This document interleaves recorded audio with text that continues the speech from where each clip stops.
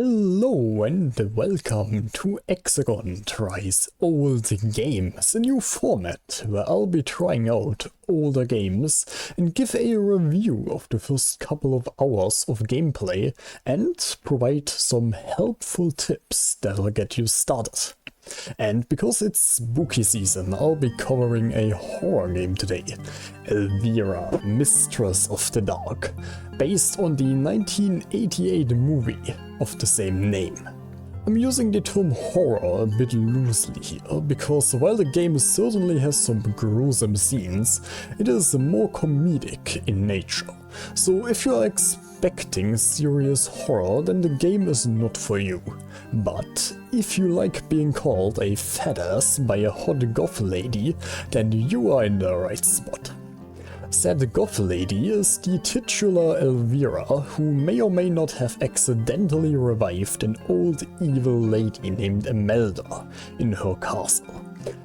But luckily there is still time to stop the completion of her resurrection. All is needed are 6 keys that are somewhere in the castle. The problem is, however, that Emelda's goons have arisen with her, and are making it rather complicated for Elvira to find the keys. That's where you come into place. Elvira has hired you to explore the castle, deal with the scary monsters and find the keys. But don't worry, the scariest things about the castle is the fact that it's located in England. Also fun fact, according to the manual, you are canonically a computer nerd who prefers to fight with a joystick, not a sword. Speaking of the manual, yes, the game has one and you should read it. Not only is there a little text to introduce you to the story, it also explains the basic controls. There is also a recipe book, which you'll need to make spells.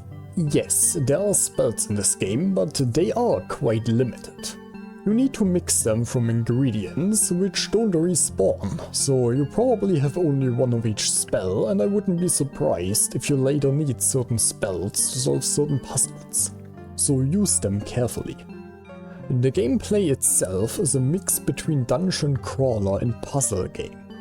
You should click on and examine every object in a room. Some are just cosmetic, others are important objects and can be taken by dragging them over your inventory button. But beware, you can get over encumbered. You know when you are when a message pops up on the lower half of your screen. You will also notice your strength going down. If it reaches 0, you are dead. Speaking of dying, there are a lot of different ways to reduce yourself to atoms, which is why saving is very important. Not only can you die in combat, sometimes you will simply die by entering a room or speaking to a specific person.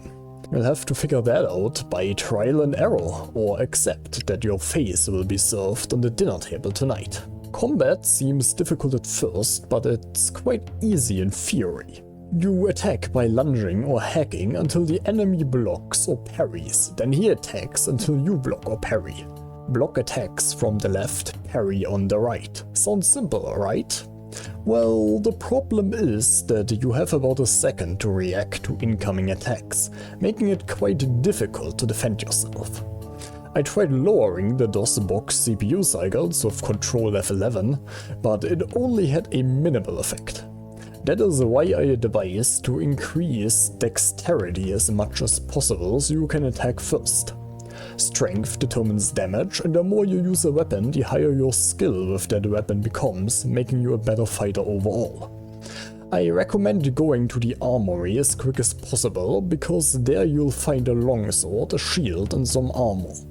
These items make combat much easier in the earlier game.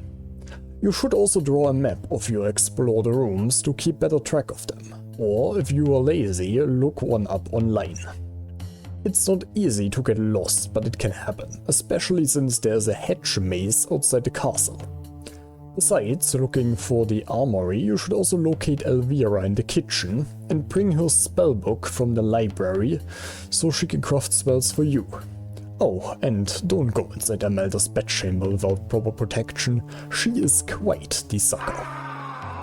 That's all for now. Leave a like and subscribe if you enjoyed the video, and let me know in the comments down below what you think of this new format. This won't be the last we see of Elvira, since there is a sequel. But until then, goodbye.